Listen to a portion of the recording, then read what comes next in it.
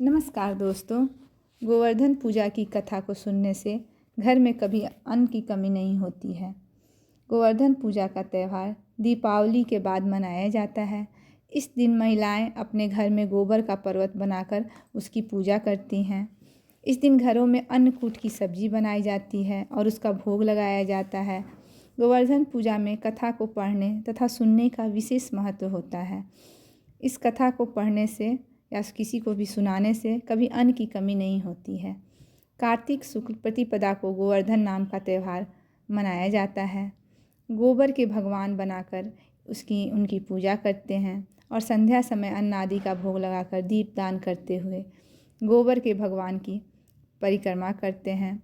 तत्पश्चात उस गौला बाँस उठाकर उसके उपले थापती हैं और बाकी को खेतों में डाल दिया जाता है। इस दिन अन्न का भोजन बनाकर भगवान का भोग लगाया जाता है। अपने सब अतिथियों सहित भोजन किया जाता है।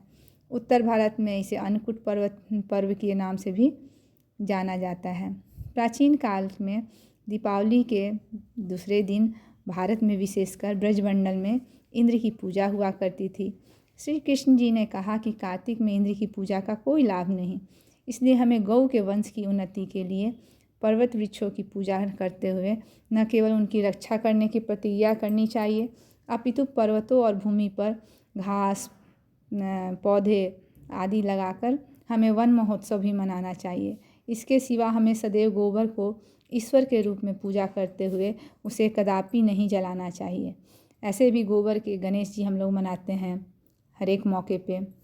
इसके अलावा खेतों में गोबर डालकर उस पर हल चलाते हुए अन्न औषधि उत्पन्न करनी चाहिए, क्योंकि ऐसा करने से हमारे सहित देश की उन्नति होगी, खेत की उन्नति होगी। भगवान श्री कृष्ण के ऐसे उपदेश देने के पश्चात लोगों ने ज्यों ही पर्वत वन और गोबर की पूजा आरंभ की, त्यों ही इंद्र ने कुपित होकर 7 दिन की बरसात की झड़ी लगा दी। परंतु श्री कृष्ण भगवान ने गोवर्धन पर्वत को अपनी छोटी अंगुली पर उठाकर वज्र को बचा लिया और इंद्र को लज्जित होने के पश्चात उनसे क्षमा याचना करनी पड़ी। श्री कृष्ण भगवान के सामने इंद्र का जो घमंड था वो चूर चूर हो गया।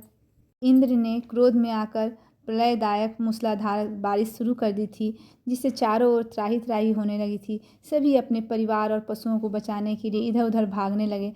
तब ब्रजवासी कहने लगे, ये सब कृष्णा की बात मानने का कारण हुआ है, अब हमें इंद्रदेव का कोप सहना पड़ेगा। इसके बाद भगवान कृष्ण ने उसी समय इंद्रदेव का अहंकार दूर करने के लिए गोवर्धन पर्वत को ऊँगली पर उठा लिया।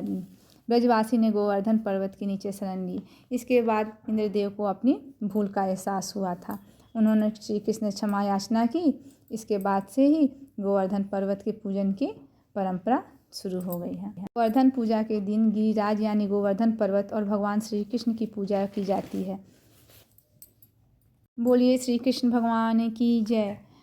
ब्रजे वसन्तं नवनीतचौरं गोपाङ्गनानां चदुकूलचौरम् अनेकजन्मार्जितपापचौरं चौरार्यगण्यं पुरुषं नमामि।